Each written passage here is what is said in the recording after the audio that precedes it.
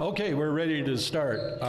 My name is Les Bakke. I am a Air Force veteran, and I'm also a member of the League of Women Voters Board of Directors. And tonight's forum is sponsored by the VFW, where you are right now, the American Legion in Moorhead, a couple blocks away. And we are conducting the forum under the rules and general guidelines that the League of Women Voters of the Red River Valley subscribe to. So, here we go. We will do an opening question, and Bev Lake sitting there, my sweetie, will be doing the timing. So when it comes to the stop, the red one, we appreciate it if you'd wrap up your comments as quickly as possible. If I believe as I'm reading the questions that the question is more complex than a minute is good for an answer, I will certainly go a little longer, but I'll let you know that before the first person gets the question. We will start at the far end with Kent Eakin for the opening statement, and then the next question will go to James, and the next one will go to Paul, and so forth. So it's going to rotate around the table. Hopefully there are at least 6 questions that are asked, so all of you get to be first and all of you get to be last. For the audience out there, if you have questions that you want asked, Dan Hunt there will collect them. Just put them on the little cards that you have, and they will be screened. If there are multiple questions that are very, very much the same, we will ask them only one time so that we will get through the majority of the questions that you have out there. The first part will be on veterans issues. The second half will be on charitable gaming. Are there any questions from the candidates? No. And I'm getting a lot of questions. And I even have some that are probably not necessarily related to veterans and or to charitable gaming. So we're one last thing. MCAM, Moorhead Community Access Media, is recording this tonight, and it will be played on Moorhead Access channels probably 2 days from now, depending on how fast Tim gets it edited and put out there. There will also be a copy on YouTube, and as soon as that's available, I will send a message to each of you telling you what the link is. And give us 2 days to get that out there, but since the election's a ways away, we're okay. All right, we'll start with opening statements. Kent Eakin, please. Thank you, Les, and I want to thank the League of Women Voters and the VFW and the American Legion for putting this on. I think this is a wonderful opportunity to be able to visit with you about veterans and gaming issues as well as other issues. And as far as my background, again, my name's Kent Eakin. I'm from Twin Valley. I live on a fourth-generation family farm. And actually, it was my great-great-grandfather who had moved here, and I've told this story many times about how my great-great-grandfather's name was actually Peterson, but when he moved here, he changed his name to Eakin, which is the Norwegian word for oak tree, because he was expressing a hope that he was planting a seed here that was going to take root and grow for generations to come. And I'd like to say we're the realization of his hopes and dreams, because the Eakin family's still here, and we're living on that ancestral land. And the house that we live in is actually the house that my great-grandfather built. My grandparents were married in our living room. The garage that we used was once the one-room schoolhouse. It's already over? I see the stop up. Have I already done? Oh, I mean, you can finish your sentence or whatever. Okay, so, sorry, but, so the garage that we have was once the one-room schoolhouse that my grandpa attended, so our roots run deep here, and I guess I'll stop with that and look forward to the questions.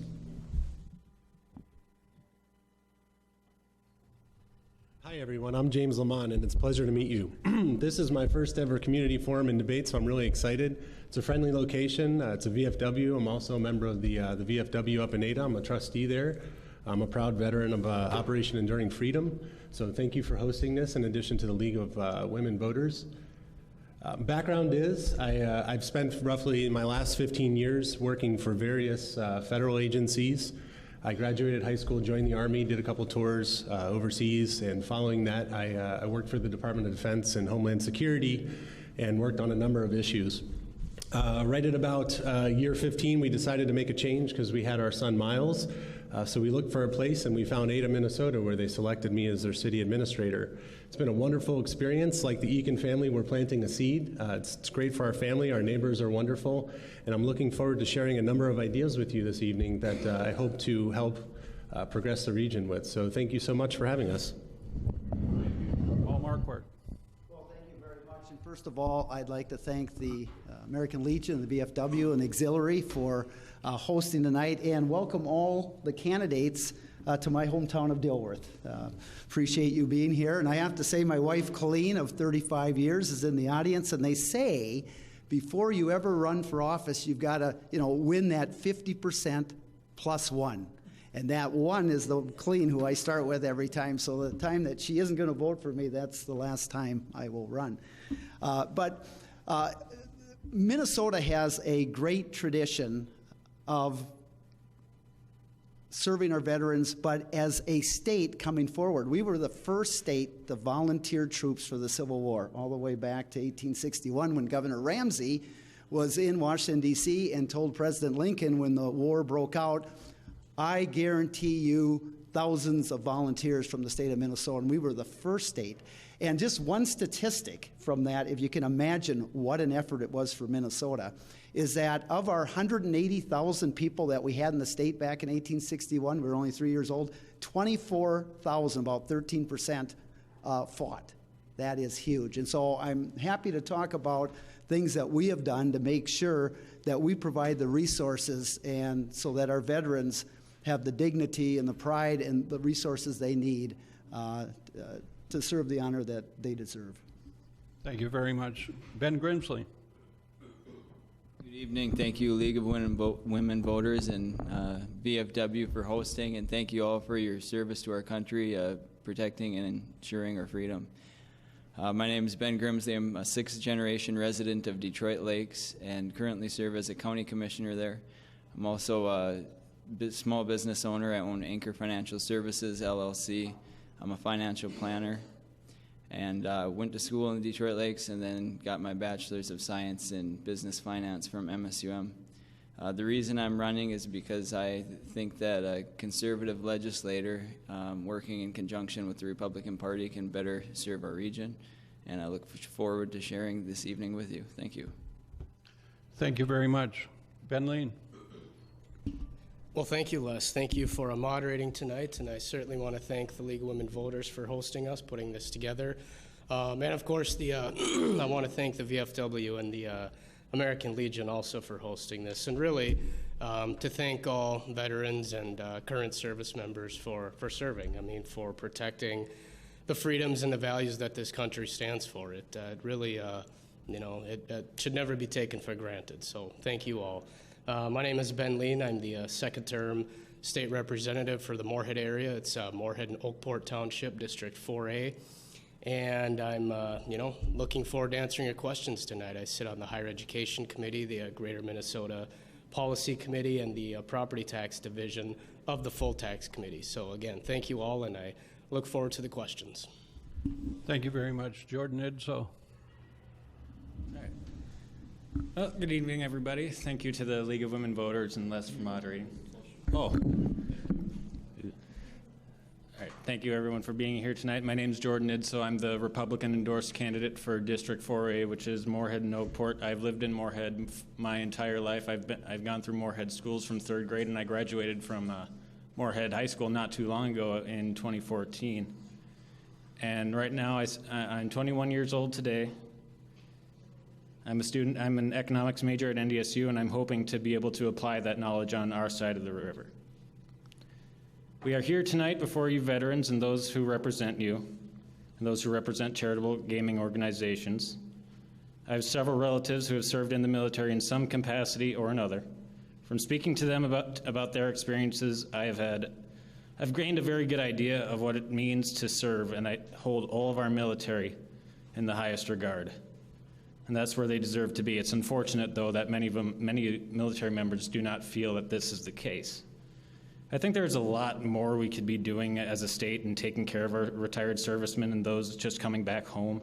I support taking care of those who have put their lives on the line in service to our nation and those who served in non-combat roles.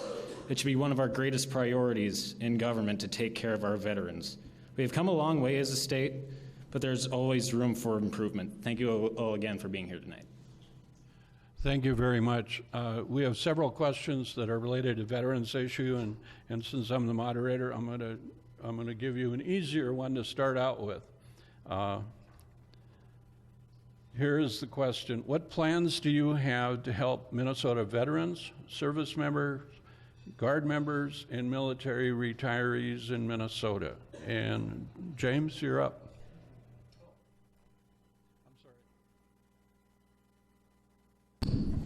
Okay.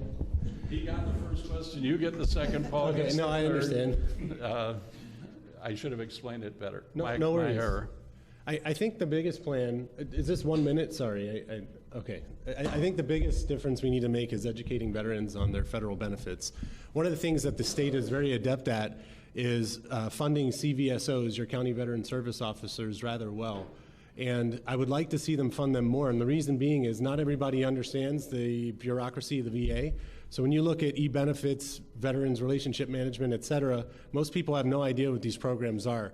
So I think the state has a unique role to help veteran service organizations plus your county VSCOs or VSOs fund programs so that we can educate veterans on what's available, because as you're aware, 99% of your veterans are federal. Other areas that I think would be beneficial are educating veterans on some of the veterans' homes we have here in Minnesota. We lead the way with respect to our investments per capita as far as those homes are concerned, and I'd like to see those investments continue to augment the various federal programs associated with how we help veterans and their families post-separation from service and retirement. Thank you. Paul? Well, there's a number of issues. I think taxes, housing, health, employment. But I want to talk about taxes first of all, because I think just this year we exempted military pensions for those who have been retired 20 years or more, completely exempted the pension tax. And I think that was a big, big step. Back when I was the property tax chair, we passed the bill I authored in property taxes was a property tax exemption of if you were 100% total disability, you got $300,000 exempt off your property taxes on the housing. And if you're 70% or more disabled, the first $150,000 of your home value was exempt. Those I thought were really important and things that veterans did deserve.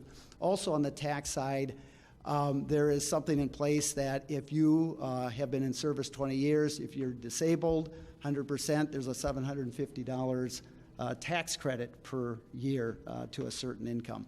So there's a number of things we've done on the tax side.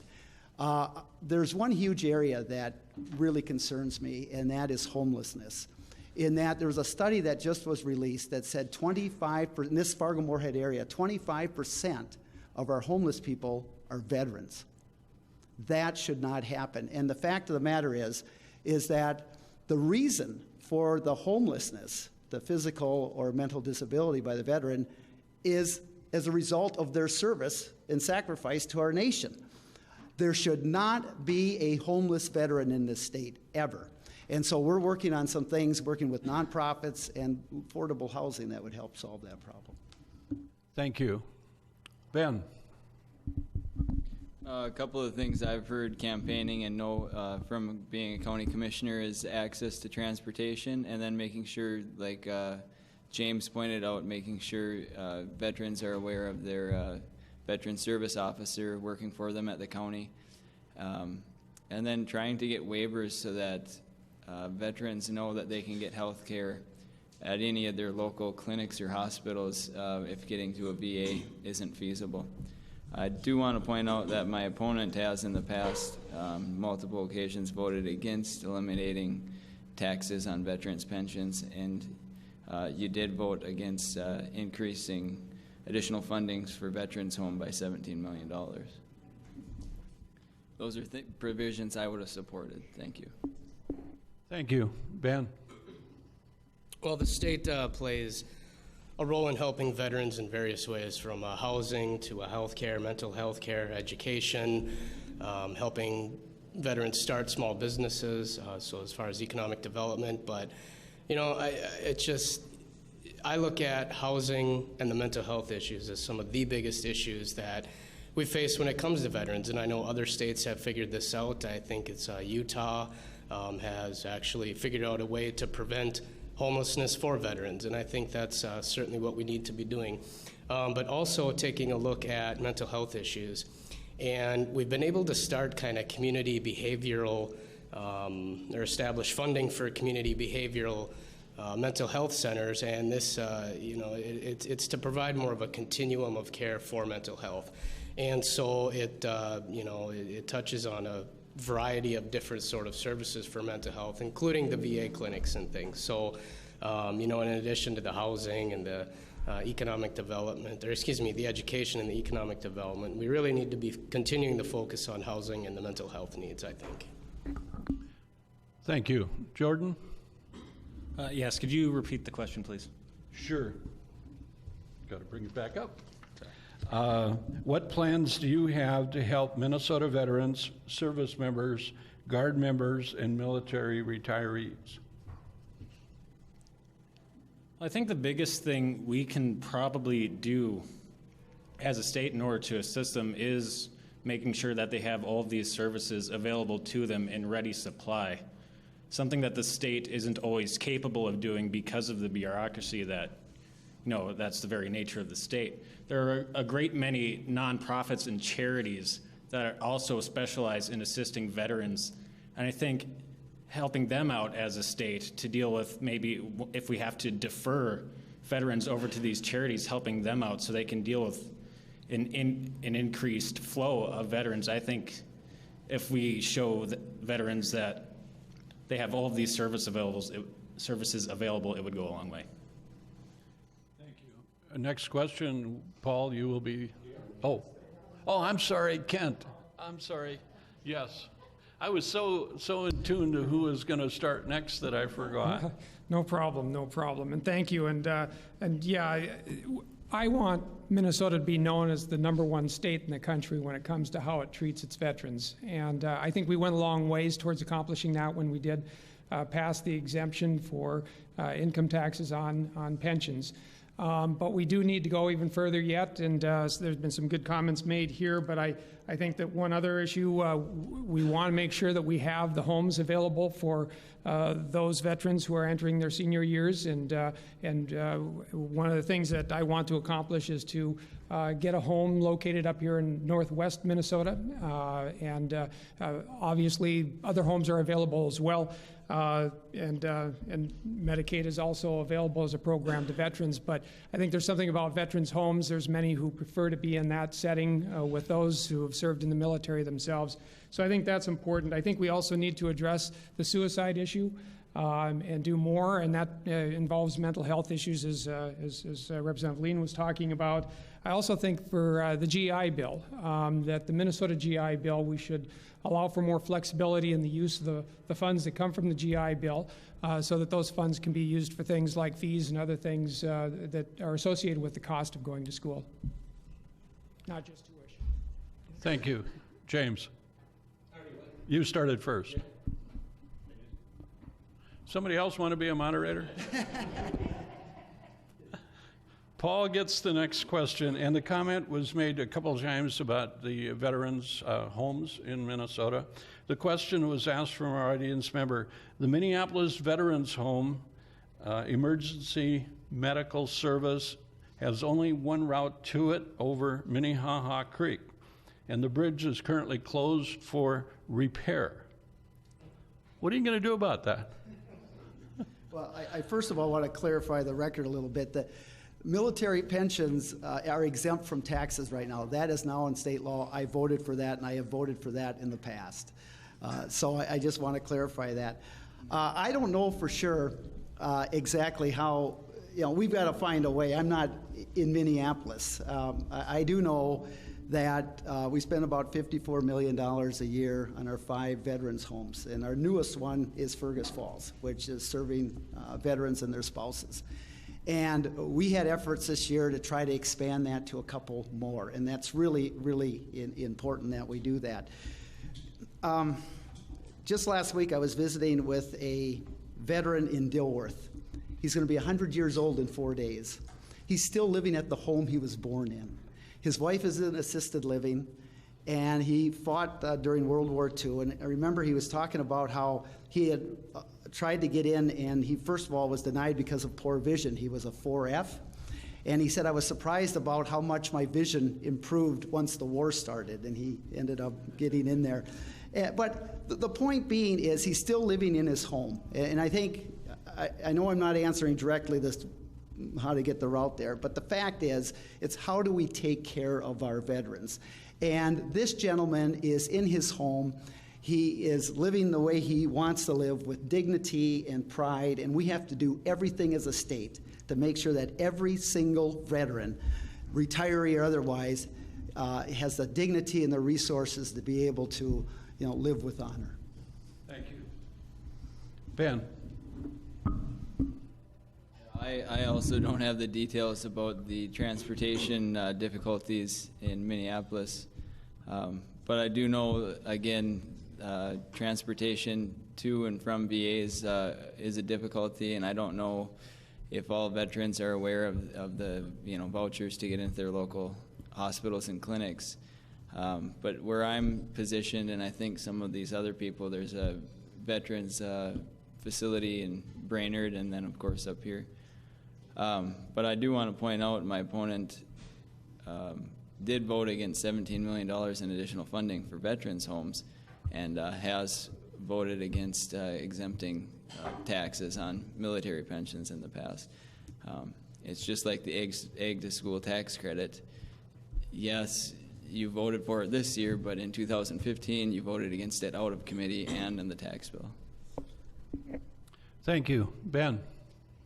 Well, this question brings up a couple different issues to me. First and foremost, we absolutely do need to keep up with funding and just general maintenance and repairs of the veterans' homes. I know in the bonding bill, which passed the legislature, we weren't able to get a governor's signature on it, and that was with the whole special session talks over the summer, but we had $5 million for asset preservation, renovations, things like that for those veterans' homes. Something else, too, as I can't remember exactly who had said it tonight already, but there was a bill, I believe it was $16 million to start a veterans home in Bemidji and also Montevideo. So getting more resources, more veterans homes out across the state is very crucial, very important. Now, the second thing that I think of are roads and bridges, and I don't know if 30 seconds is enough to cover the transportation issue, but essentially we need a long-term comprehensive transportation plan for roads, bridges, transit, not just metropolitan transit, rural transit out here, senior citizens living out in rural parts of counties, having to come to Fargo or Moorhead for their health care. That's rural transit, and so that's going to take compromise to address that. Thank you, Ben. Jordan. I'm sensing a common theme here. I don't know I don't have details on what's going on in Minneapolis. Honestly, I haven't heard of their situation before, but we can apply that to our own, nearby veterans home in Fergus Falls. We can apply a hypothetical. Let's say there's only one way in, one way out of Fergus. So you have to look at the issue of first of all, transportation, making sure we're getting these projects funded, but making sure we're also funding these veterans' homes and making sure they have the ability to, first of all, transport veterans who are unable to do it themselves, make sure they have money to buy buses, cars, helicopters, however you want to get there.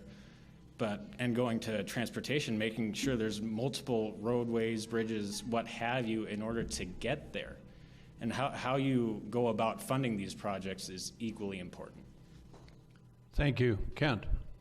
Well, first and foremost, we need to get that bonding bill passed with the funding necessary to finish the project on that bridge to the Minneapolis Veterans Home. And we have been putting pressure on the governor and the leadership in the legislature, myself and Representative Marquardt and Representative Lean, to try to get a special session that would address that issue. And we want to make sure that we're providing the access that's necessary and critical to the needs of our veterans in these retirement homes. So So that's what I would do is continue the pressure to get that bonding bill accomplished. There are a lot of good projects in there for our area in particular, but that's one of the projects that was in that bonding bill was for that bridge to the Minneapolis retirement home. Thank you. James? So far we've heard nothing but excuses. We have 15 terms of incumbents sitting at this table, and I don't know much about the Minneapolis issue, but here's what I do know. We can talk about the bonding bill all day, but we've talked about that underpass for 20 years. We have the same public safety issues here in western Minnesota, and nothing's been done. In addition to that, look at our current job situation. There were tax credits embedded in that. There were tax credits embedded in a number of bills the last 20 years, and it's been nothing but excuses in an area that's had one-party control essentially for the last 35 years with the Senate. On top of that, not everybody gets VA health care. If you're not 50% or higher, as you guys all know that in here, if you're not retired, you don't get VA health care unless it's for your specific service-connected disability.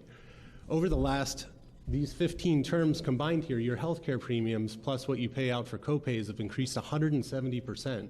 And this year it's probably going to go up 40 or 60%. We can't continue doing this. We can't continue listening to excuses. And I'm sorry I don't have a specific answer for the road in Minneapolis, but we do have a lot of parallels here, and I hope that you see that. Thank you.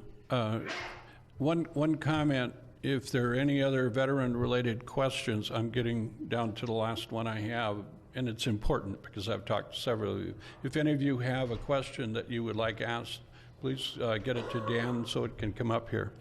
This next question I learned today, and I have to do a little bit of explanation because it's a problem, but it's somewhat specific.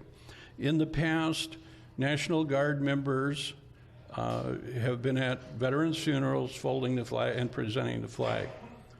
The VFW, the American Legion, the Vietnam veterans, and other organizations in our community do an excellent job of providing color guard for funerals. It has recently been determined that the Minnesota Army National Guard will only do Army veteran flag folding, not Air Force or Marines and so forth. Now, Air Force we could probably cover over in Fargo, but there is no Marine Navy detachment here. So, did I explain that pretty close? Close enough? Okay. Ben, it's your question. What do we do about it?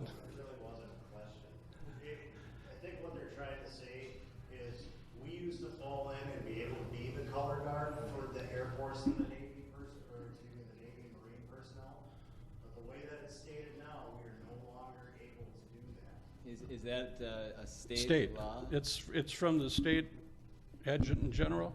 Is that correct, color guard folks? Yes, from the state adjutant general. Well, first of all, I'd like to seek an answer as to why that decision was handled that way, and then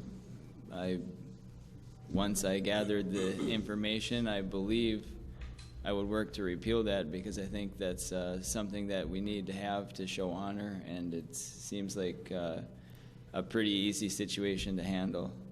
And I appreciate you all that have done that, I'm sure, in the past. Ben? Thank you. Ben?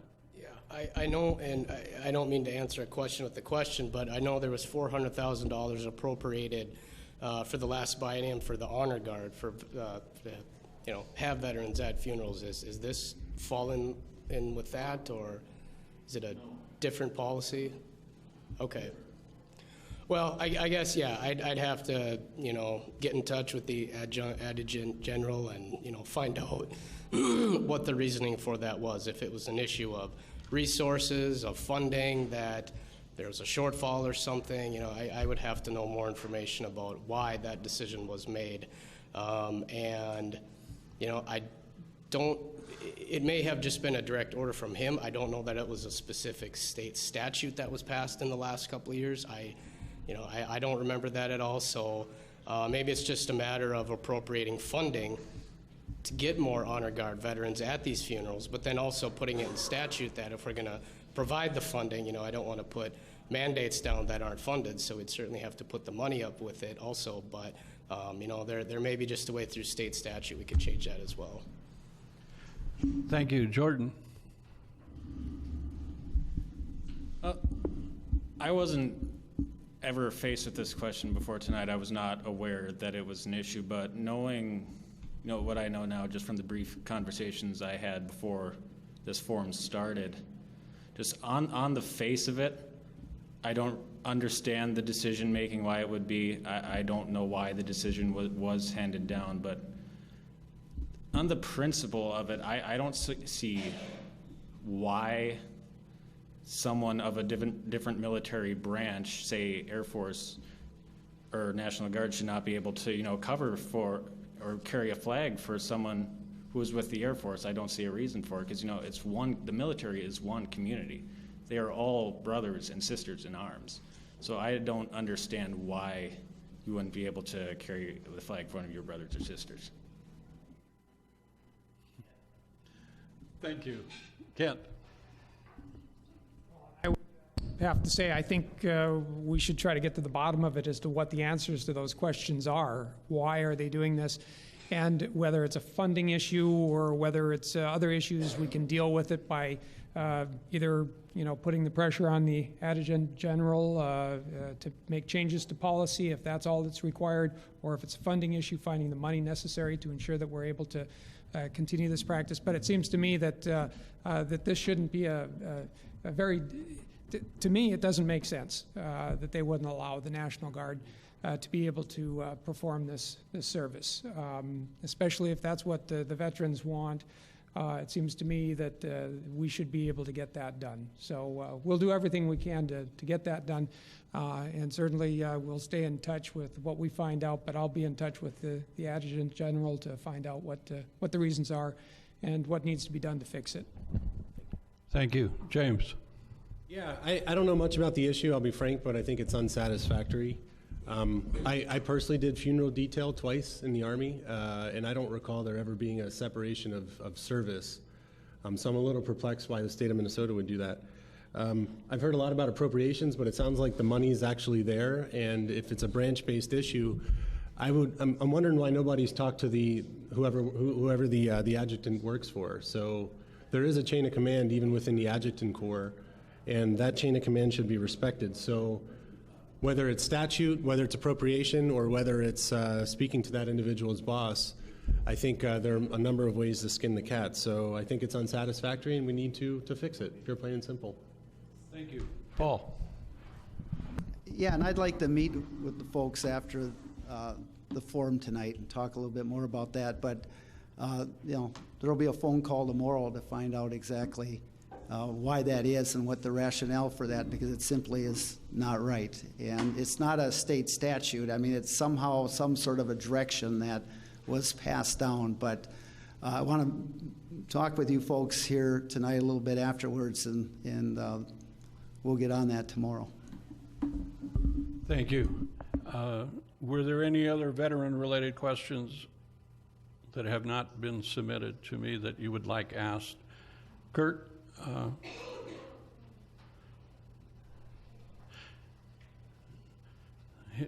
Kurt is our Clay County Veteran Service Officer. If you don't mind me introducing you as such to you, Kurt. And Ben Lean, I believe it's your turn to be first. And I haven't read this or proofed it, so what I'm going to do is read it as written. If you had the opportunity to change or improve something in regards to veterans and families, if elected, what would it be? What would you do to improve our veterans and families' lifestyle, whatever? Ben, you're up. Yeah, well, I guess I'd go back to my answer from one of the first questions. That would be housing. I mean, homelessness, for one, is inexcusable. It's a drag on our economy, and it's a drag on our communities. And certainly for veterans, people who have given so much for our country, to experience that issue is, you know, that's just absolutely not acceptable. And so that is, you know, I think the first thing we need to address, or the first thing that I would address to improve veterans' lives, but also a lot of the mental health issues, and we're just seeing homelessness and mental health have so many connections with each other, and so those would be the first two areas that I would address as far as improving the lives for veterans, for their families, and as such. Thank you. Jordan. As I said previously, I think one of the best things we can do just to improve the daily lives of veterans is make resources available to them, because right now there's such a logjam.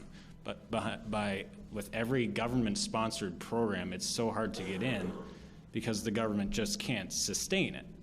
Whether it's funding issues, staffing issues, sometimes they just can't handle it. So I think, finding those charities and nonprofits and bringing them on board and making them accessible and more accessible to veterans could go a very long way. And I think as far as the mental health issue goes, there's a lot of these, charities that specialize in that. And, we've seen all this stuff with the VA and people not being in, but there's trained psychotherapists, people who specialize in PTSD, who don't get any work because people just don't know they exist. So I think it's just a matter of making resources available to veterans and making sure they're funded and making sure alternatives are also available.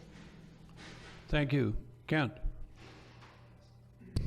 Well, I had mentioned earlier the GI Bill, the greater flexibility in that. I think that given the fact that our veterans have fought to protect the opportunities that we have, we should make sure we provide every opportunity available to them in order to be successful and to get the best education they possibly can.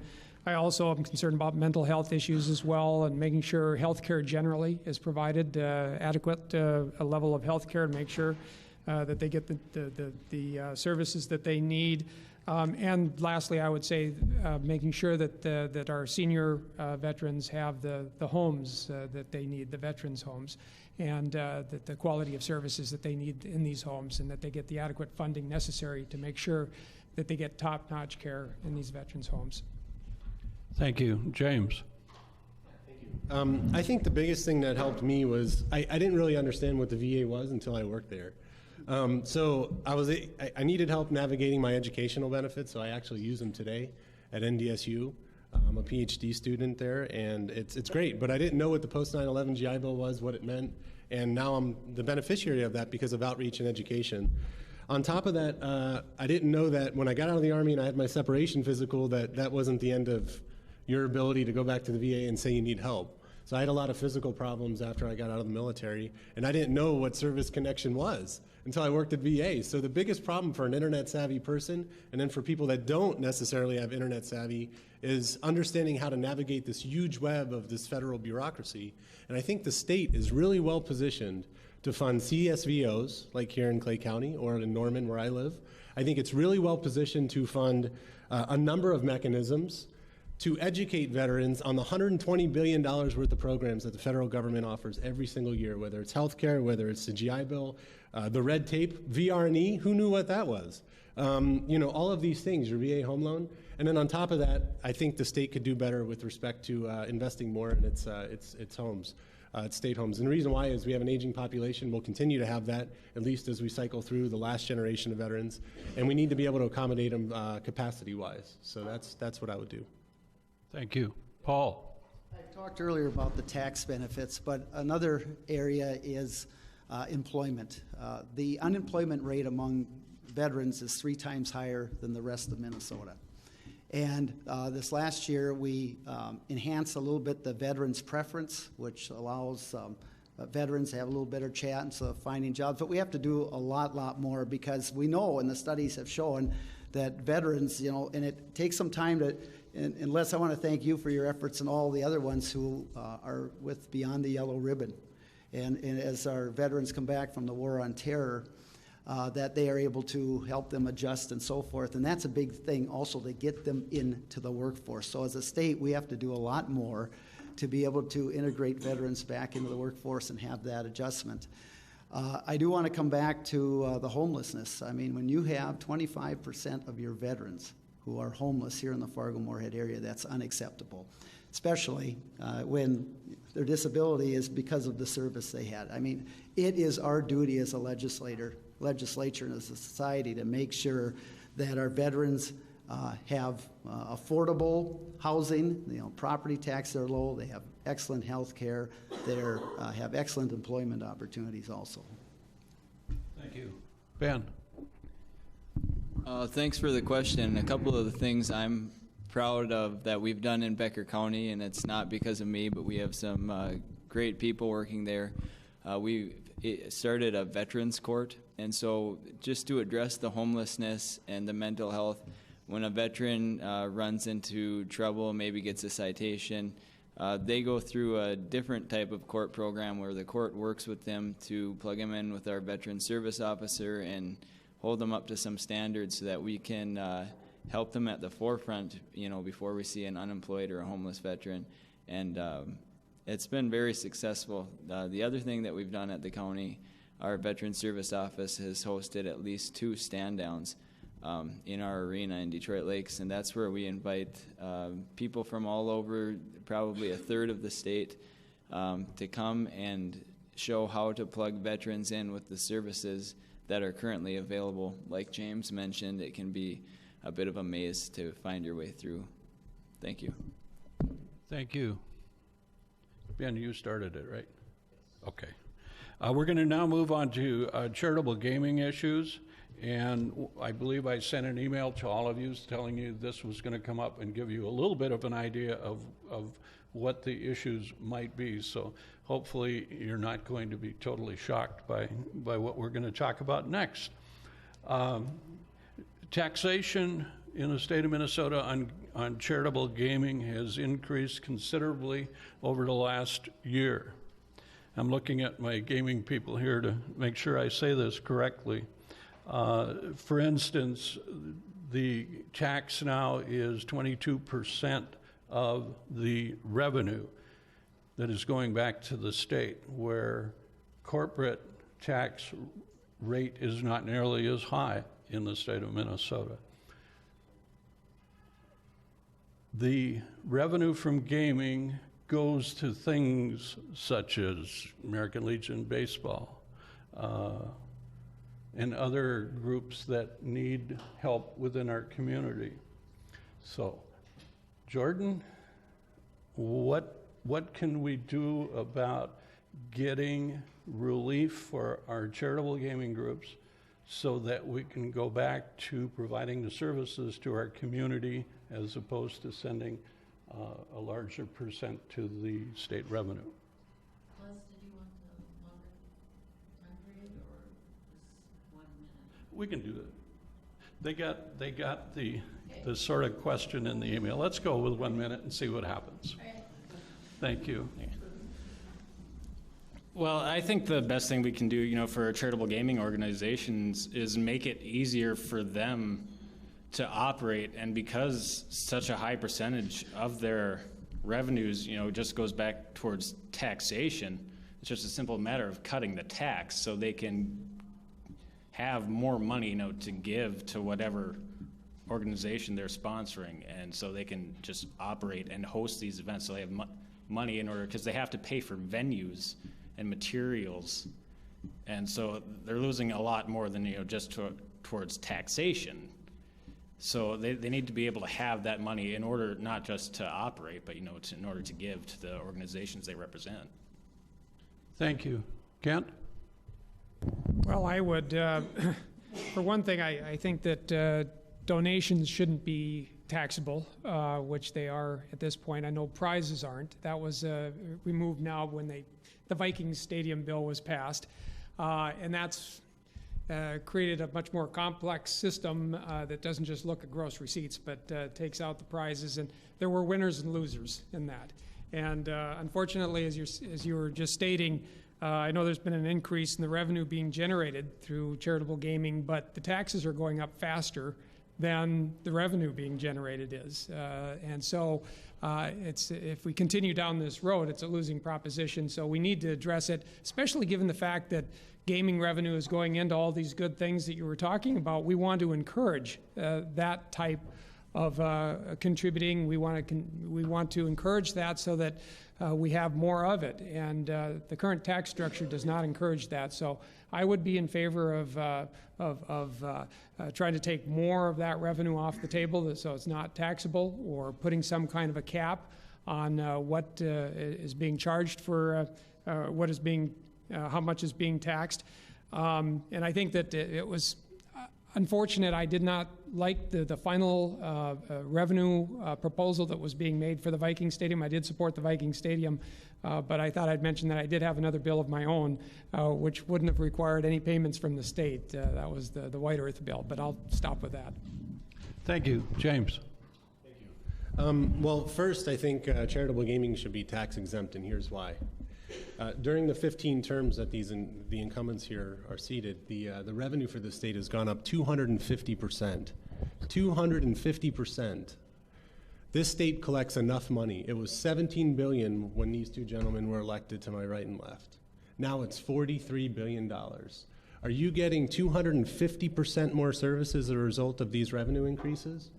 Second, as a VFW trustee and also as a city administrator, I get to sign checks on both sides regarding where the money goes. On the VFW side, I know exactly where the money goes. It goes to a number of good causes. We're sending kids to FFA tournaments. We're doing a number of things.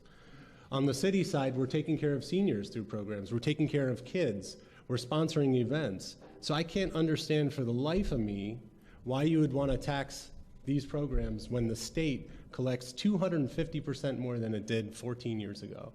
So I would make them exempt, and I would make them exempt now so that the money, that 22%, can go where it belongs, and that's the kids, seniors, and the veterans events. Thank you. Paul. I'm a proud member of the Dilworth Lions, and they do quite a bit of charitable giving. So I'm certainly aware of this. And as Senator Eek had mentioned, the last time we did anything really with the charitable gaming, it was the Minnesota Vikings bill. And how that works is that the prizes are not taxed. The prizes back are not taxed. And so the way it works is they basically said if you give back about 82.5% of your gross that comes in, there's going to be a change. And so if you give back more, taxes actually went down because you have less outside the payouts. If your payouts are lower, you have more outside the payouts that you're taxed on. And so there were winners and losers. This last year in the tax bill, we would have lowered taxes quite a bit on paper pull tabs in bingo parlors, but that got a little messed up, but it would have been just a flat 9% rate. I certainly support lowering that. Part of the thing is that you have, this is lawful gaming or gambling. And the state has regulated that, and they tax it and so forth. And it wasn't a tax that just came up overnight. It's been around for quite some time. But I'm certainly open to look at that, because the bottom line is if we can get more and more dollars out to organization, the better all these communities will be and all these organizations will be helped. Thank you. Ben. Yeah, I think that Dilworth, Minnesota knows how to spend its gaming revenue in the community better than the state of Minnesota. I also wish my opponent wouldn't have voted for the Veterans Stadium bill in the manner it was. I don't think Greater Minnesota needs to pay for that. Ziggy Wolf's stock in that company, or the value, went from $60 million to $1.2 billion overnight as a result of that vote, and we're left stuck with the bill. The House Republicans did pass a decrease on the tax on the organizations, charitable gaming organizations, in 2015, but the Senate Democrats wouldn't carry that bill. And then this year, the House passed a provision to not have charitable gaming organizations that operate under $750,000 have to have a audit. And my opponent voted against that, and that would save us, $10,000 maybe or something. So that's where I would differ from my opponent. Thank you. Thank you. Ben. Yeah, a couple things with that Viking Stadium bill was, well, one change was that previously organizations or pull tab operators, they paid the sales tax to the distributor of the pull tab. So now that money goes directly to the state. So that was one change. Another change was there's kind of there always had been a graduated tax on pull tabs at the wholesale level. Now, we do have the provision in there which allows organizations to deduct the prize money. And so that was, that allows basically lower taxes if you have the higher payouts. Something along with that, though, was the threshold for that graduated tax basically came down. Previously, it was at $500,000 gross receipts, and now it has dropped down so that there's kind of it goes in steps based on your net receipts. So that was something that was changed. Personally, I don't know that an all-out exemption of those taxes, because right now we have, about $50 million that goes from these charitable gaming taxes to the state. The first 36.9 goes to the general fund. The rest goes to the Viking Stadium fund. So my solution would be to cut those taxes to the point where we won't be creating a hole in the Viking Stadium fund. I think the general fund right now could absorb that $50 million loss, but I wouldn't want to put any more holes in the Viking Stadium fund. We had to go to the tobacco taxes with that a couple of years ago, and so, until we can get that paid off, I think we should keep some taxes on charitable gaming, but certainly we do have room to cut those taxes significantly. Thank you, and thank the candidates also for pointing out that charitable gaming is more than the VFW and the American Legion Gaming. It is the Lions of Dilworth. It is Moorhead Youth Hockey and several other very worthy causes for which funds go back to the community. And have we said that strongly enough yet? Okay. I think you get the point. It's serious for us. I'm gonna ask your question, but any other gaming questions that we want asked? I think most of the points have been covered, Dan. Okay. There was a question, did everyone have a chance to respond? No, he started. I only screwed up once on this sort of stuff. In a conversation here earlier, the topic of tip credit came up, and it is a part of the operation of a spot like the VFW Club, the American Legion Club over there, and others that is not really related to charitable gaming, but it is related to our operation. So I'm going to ask you if you would offer an opinion on the tip credit question. And I know this has been asked probably at every forum that we've ever had. So Kent, I believe we're back to you starting again. And as far as the tip credit, there's been a kind of a hybrid proposal been made, kind of a tiered tip credit, which is something that I'd consider. I haven't determined yet whether I would actually support that or not, but it's something that I think is worthy of consideration. And we want to make sure that, it's a proposal that still enables those that are working in our working as waitresses or servers in our restaurants and so on to be able to benefit from any minimum wage increase. But we also don't want to be hitting our restaurants and our businesses any harder than we should.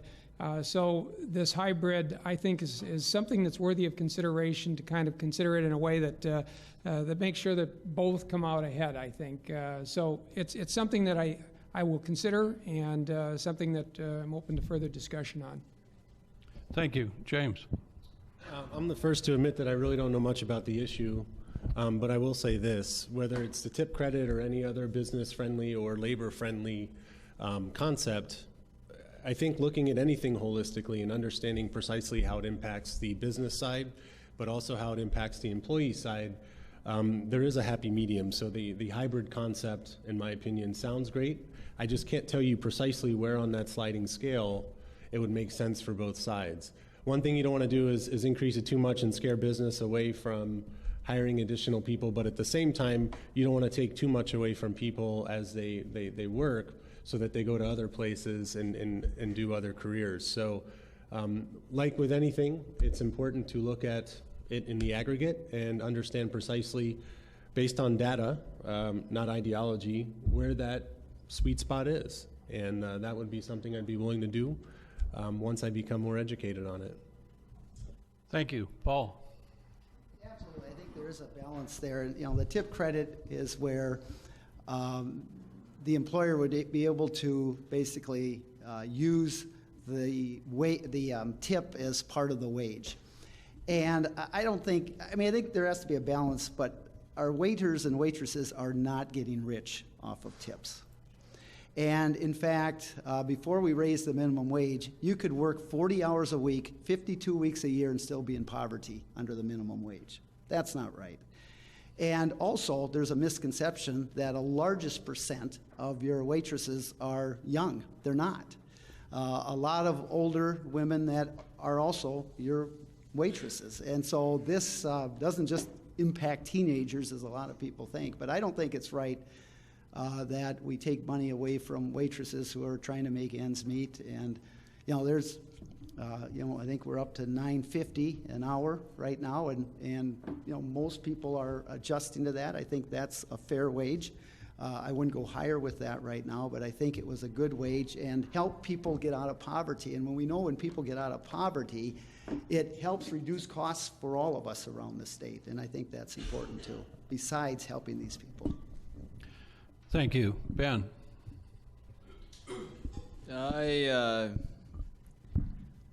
I'd probably go a little less on the tip credit. I also think, you know, I don't want to see the state setting aggressive wage policy. I think that should be dictated by the market, but you know, having some policy there is okay. Having the tip credit is nothing I'm passionate about. I would listen to more from business owners in my district and from people serving in that role. Thank you. Thank you. Ben? Thank you. Yes, I did support the tiered wage tip credit bill, however you want to phrase that, in the House last year.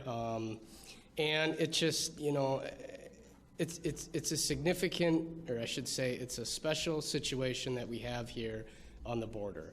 And when I go door knocking and people say, we need more businesses, I think what people, or at least what I've interpreted and what I've heard is people saying we want more restaurants in town. And so I think this could be a good way to get more restaurants in town. Also, with the tiered wage, the way it was structured, basically if you had $12 an hour through wages and tips, you'd be able to make the small business minimum wage. And so it does bring down that minimum wage, but it still guarantees that the server is making $12 an hour. So I think it would be a good way to help our border city business climate, and it's still going to ensure that those servers and those waiters and everybody are still earning, you know, around that $12 an hour level. Thank you. Jordan? Being as relatively new to the game of politics as I am, some of these ideas you don't really hear until things like this. So it's all been kind of a crash course for me. I wasn't aware of the tip credit before tonight, but given what I've heard from everyone else speaking tonight, you need to when it comes to things like this, you need to find a good mix, because if you don't count, you know, tips fully, if they're just, you know, fully exempt, they're not counted towards wages, that's a deterrent for restaurant businesses to come into Moorhead. On that same token, when you don't fully fund something like that, you'll have people still living in poverty, their wages aren't growing. So I think finding that balance is key to that, but you can't have it fully one way or fully another. You have to find a balance. Thank you. In our veterans questions, healthcare came up with several of your responses, maybe all of your responses. So I'm going to take the liberty of asking this question. Do you think that MNsure is serving the public well? If not, what do you recommend to make it better? And James, I believe you're up.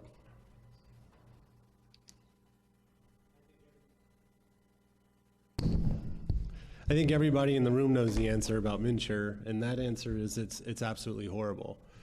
1 week ago, you saw proposed premiums of 40 and 67% respectively.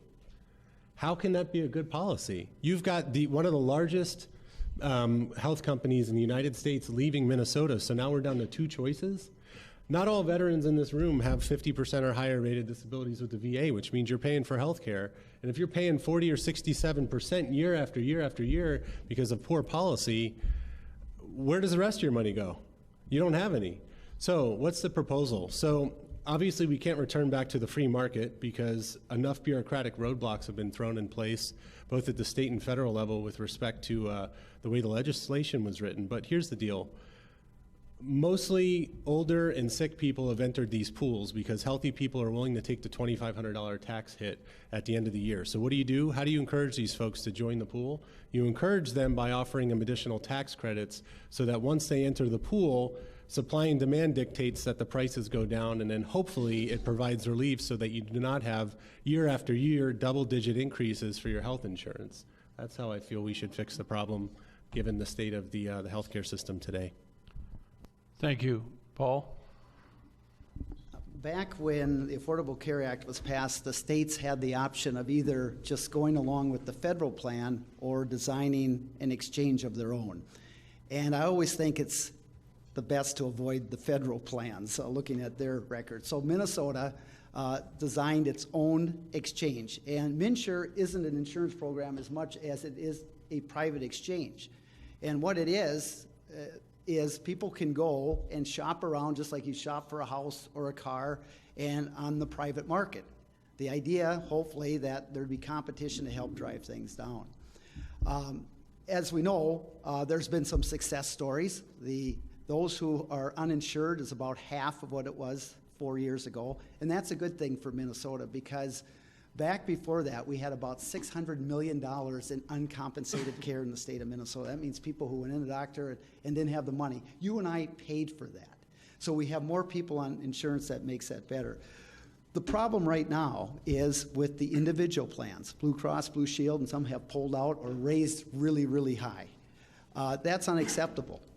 And what we have to go back and do is put more control back into the consumer hands. And that was some of the idea of what we tried to do, but unfortunately we haven't done that enough. Right now the insurance companies still have too much, but you ask folks a lot out there who had a pre-existing condition or who has a young one, 26 years older, or who had a certain amount of costs that would have been capped before, there's people that are better off.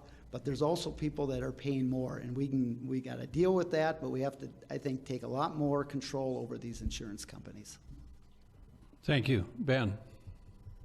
MNsure is killing people. It's cost the state over $400 million. It's eating up our IT money in our Health and Human Services Department, which the state needs to spend on other areas that counties are working with.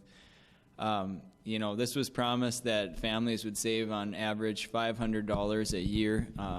Families are paying an average of over $6,000 a year more. And I'm probably the most qualified at this table because I was certified and sold health insurance prior to the Affordable Care Act, and I still sell it now. I remember when I debated my opponent in 2010, and he called it all politics, and we should have our own state-run exchange. I'm sorry we did. There's a couple things we could do. Apply for an emergency exemption because Minnesota knew how to run health care. We always took care of our people in the state. I was always proud of that, and I think we can still do it better. But there's over 40 additional mandates on our state-run exchange program than the federal Affordable Care Act has. I just stop spending our money, go to that plan. We can offer tax credits when you buy from a broker like me. Currently, you can only get a tax credit on a policy if you're buying it through the state-run exchange MNsure, which doesn't work. It's totally undefensible. And then we could also allow for sales of non-compliant ACA plans in the state, and that would offer some consumer choice. They wouldn't be Affordable Care Act compliant, but you could buy coverage and you could shop around for your needs. So I've got a lot of ideas, and I want to help make healthcare more affordable. Thank you. Thank you. Ben? Well, Representative Marquardt is correct. That MNsure is not a healthcare policy. MNsure is, if anything, a menu for people to go and buy health insurance. And since the implementation of the Affordable Care Act, Minnesota has roughly a 5% uninsured rate. So 95% of the people have coverage, 5% don't. I'd obviously like to see that down to 0 that don't, but we're making progress, and we're at the top of the country in terms of people with health insurance. I think the problem with runaway insurance premiums is the fact that we have more people who are sicker, more people who may be older in the getting healthcare policies. Now, I would say that's more of a market problem and not a people problem, because these people who used to not have healthcare now do have healthcare. I think that's a good thing. So what I would like to see are more studies, more information, because we just don't know what a public option would look like as far as costs, as far as coverage. But I think that's at least, would be my first thoughts, that we need to get more of a grasp on what a public option would look like for healthcare. Thank you. Jordan? Well, given from what I know about the ACA and MNsure, I'm surprised that it's still in dispute about the unmitigated disaster that this whole thing has been. I think the entire goal of the ACA was to increase the number of people who had health coverage and decrease the costs of that coverage. More people are covered today, yes, but you have to look at why. It's because there was a mandate. They have to get it or face fines. Secondly, and things haven't become cheaper, the second goal of the thing, because of government interference. When you put in place these regulations, it's basic economics. You force down competition, small companies, local agents, they go out of business, and as a result, prices go up. I think the only thing, as far as prices, the only thing to go down, as far as the ACA goes, was the rate at which insurance premiums increase. And we know that's no longer the case either. So there are a lot of roadblocks on all levels that are preventing us, from making healthcare more affordable. The best thing we can do is knock down those roadblocks at the state level. Do what we can, because right now, because of the ACA, we don't have a lot of options, but we have to take what's given to us. Thank you.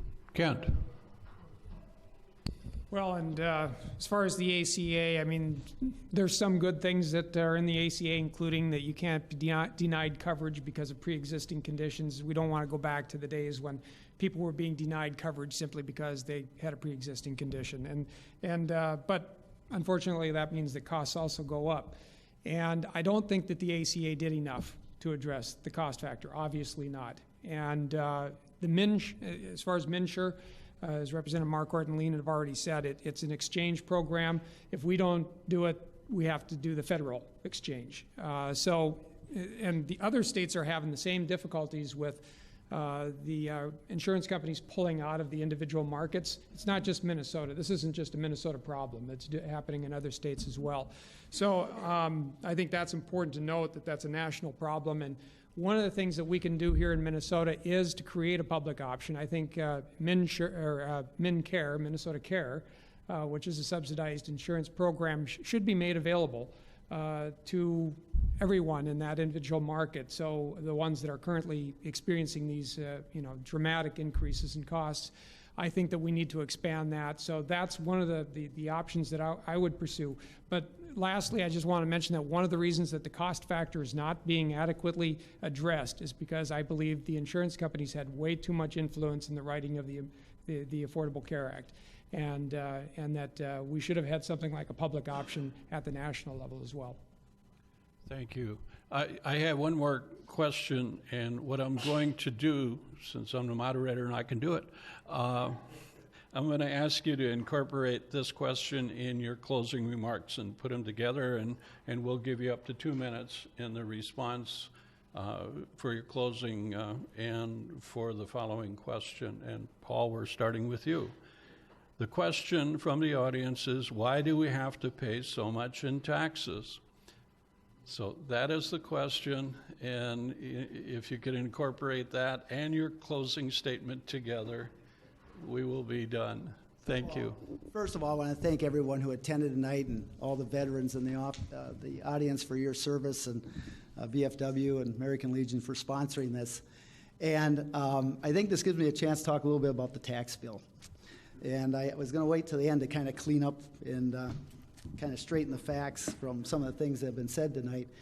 But my opponent has talked a little bit about a tax bill that was passed on April 29th of 2015, because that's the only one we passed. So it must be the one you're talking about. And it sounds like that you're talking about the ag deal. So it sounds like on this bill that there were two bills that day. And the one that you would have voted for, by what you have said today, first of all, cut local government aid by $85 million. Cut local government aid to cities around the state by $85 million. It also provided $1.3 billion of property tax relief to wealthy metropolitan skyscraper owners, like the Germaisians who own the Mall of America, who live in Canada. They're not even U.S. citizens. And yet in that same bill that he would support, that I voted against, did not have one dime of property tax relief for senior citizens. Not one dime, but $1.3 billion of relief for a wealthy skyscraper owner in the metro. And what also wasn't fair is that there was $26 of tax cuts for wealthy metro interests to $1 for agricultural cuts. I wanted to completely do. The bill I supported that day, and there was two of them that day, had $44 million of increase in local government aid. It had the full ag that at one time I had the full exemption on ag land for school building bonds, and had property tax relief for seniors and all these other things. So, you know, it's easy to come to these meetings with talking points that the party provides you, but I want to give you one other thing, that there is a vision here and an approach. You can take a very partisan approach where you actually tell the audience in your opening statements that you think you should support just one political party.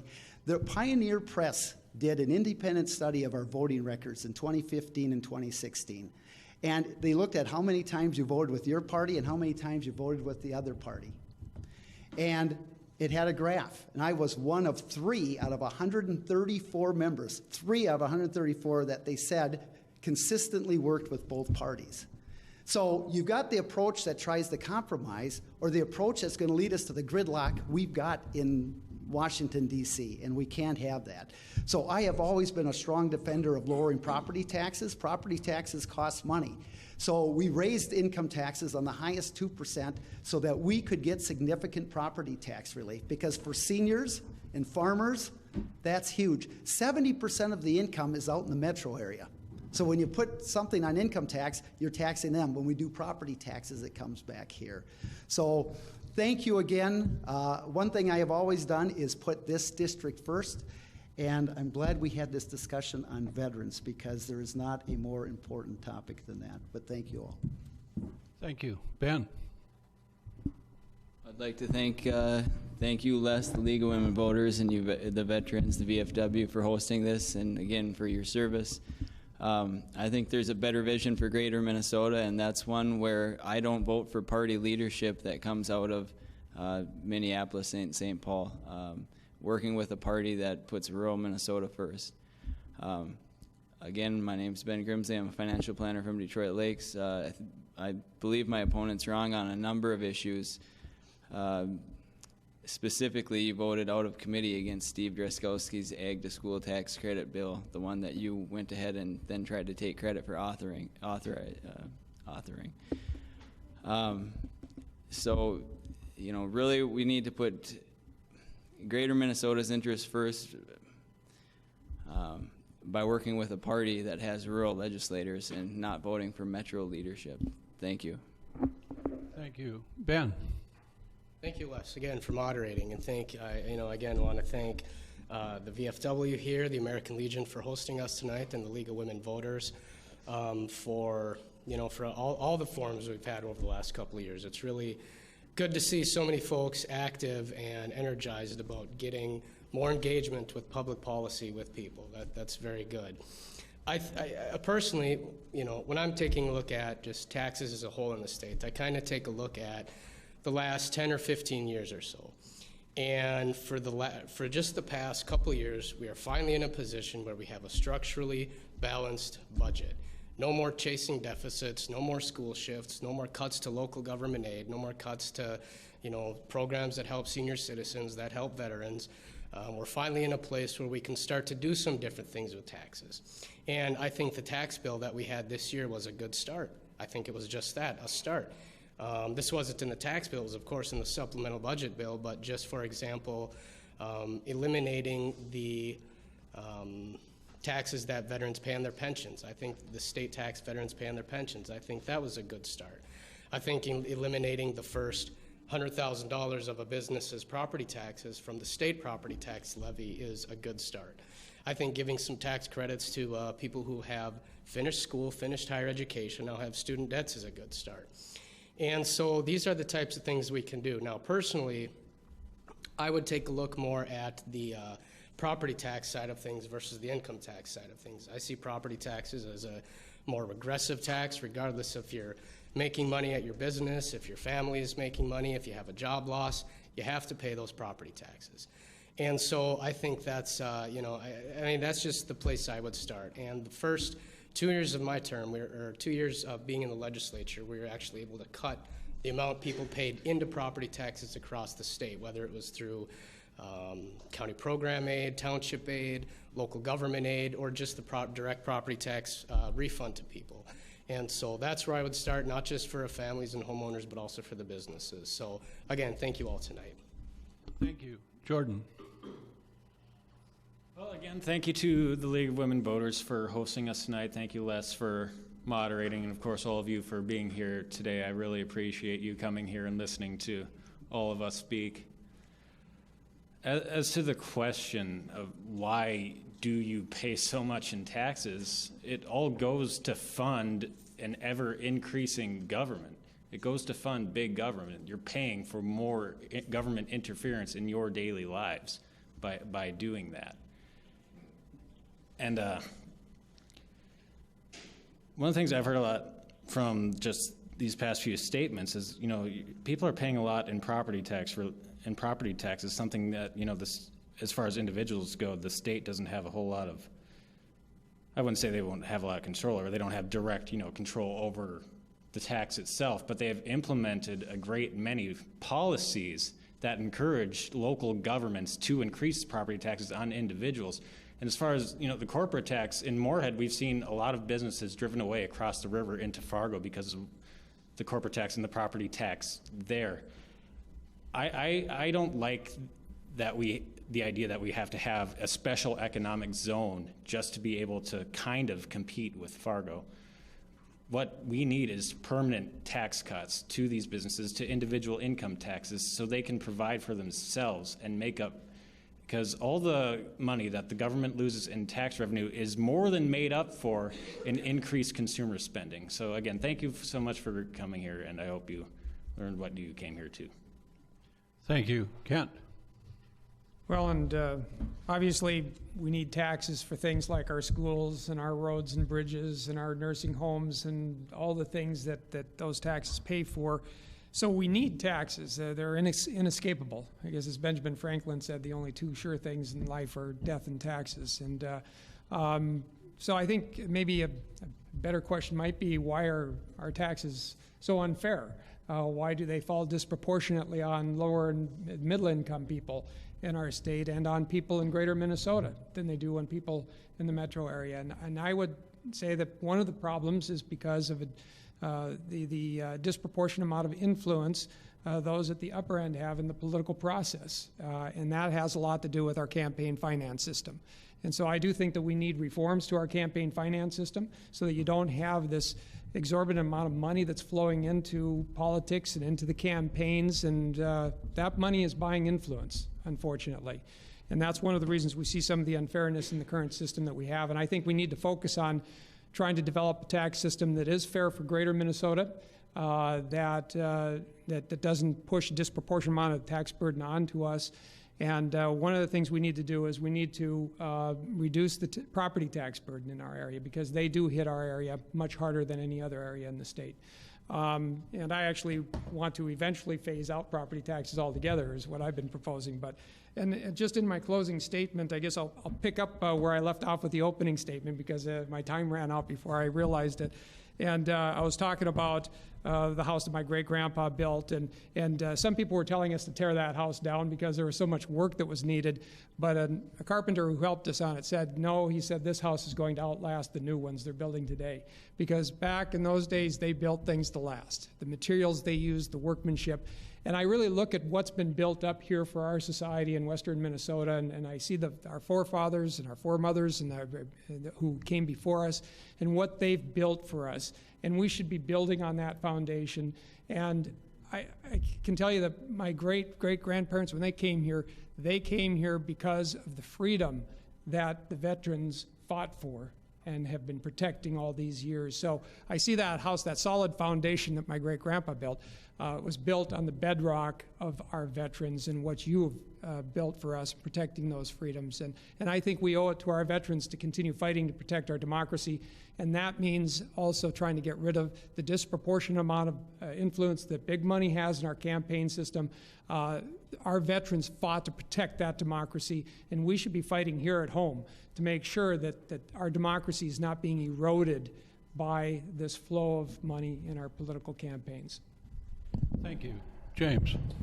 First, I'd like to thank everyone. Again, first ever debate or forum, and it's great to be in a friendly VFW among fellow veterans. Since we're on the topic of campaign finance, I just want to mention 96% of the dollars I've collected for my campaign have come from individual contributors.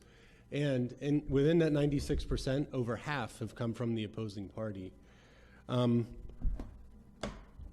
We have a chance to lead from the front. That's the reality here. And I think I've listened to folks tonight, and all we've hashed out are issues associated with the state right now, but I haven't heard a vision. Like, there's no vision, and that's the problem. That's why I chose to run. In Ada, we're the only community in western and northwestern Minnesota who have cut taxes 3 years in a row and improved government services. Come to our community. We have increased employment by 10%. When I showed up, we had 525 working people. Now we have 10% higher. If you don't believe me, I would invite you to come up and look as to what good taxation policy, good governance, and a good public-private partnership entails. Right now, the state of Minnesota isn't providing that to western Minnesota, but we're doing it in Ada, and we want to expand it to the western part of the state. I want to propose something really quickly. You talk about taxes. A three-tiered approach. We talk about the buffer zone credits, but we do need to buffer ourselves from North Dakota. I proposed a couple weeks ago in an op-ed, or letter to the editor rather, to the Forum, or the forum. If you live within 0 to 10 miles, we do need to have a small business reduction in terms of tax. We do need to have income tax credits. We do need to have things to help us compete with our neighbors to the west. If you live 10 to 20 miles out, you'd get half of that, increasing the gas tax reduction so that we continue to not lose gas stations. I also think we need to open liquor stores on Sundays here so that we don't lose all that commerce into Fargo. That's the reality. People go, they get their groceries, they get everything when they go buy their alcohol. And then if you're 20 to 30 miles out, you get a quarter of that tax reduction. But the same thing applies to healthcare, infrastructure, education, everything we've talked about tonight. We need to have a vision, and none of these folks on the other side have proposed that.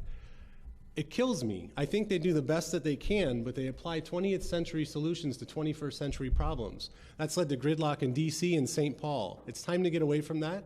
You'll notice I didn't mention anything party specific. I don't have bullet points from party. I walked in with a pen. Rather, I borrowed your pen, sorry, and this piece of paper.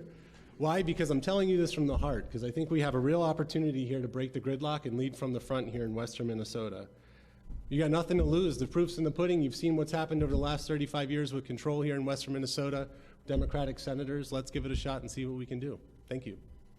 Thank you. I have one announcement to make before we close tonight. Tomorrow, the Cass County, Clay County Veteran Service offices together are sponsoring a Veterans Conference. It is the third annual that is being held. It's being held at Moore Armory. It starts at 9 a.m. and it goes until 4 p.m. There will be veterans help groups there. There will be service groups there and everybody else. So yeah, if you have a need, please show up at the Armory tomorrow. In closing, I want to thank the candidates. Some of the questions you probably did not expect, Some of them were expected, but we do really appreciate it. All 6 of you came to our club, our post, and were willing to take our questions this evening. So I think that our candidates deserve our appreciation if we'd give them a round of applause.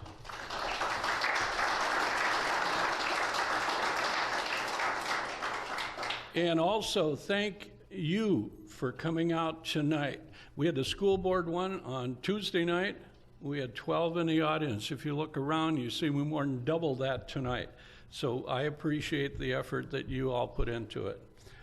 If you are available to stay after and take questions personally from our group, we would appreciate it. And that concludes our forum. Thank you.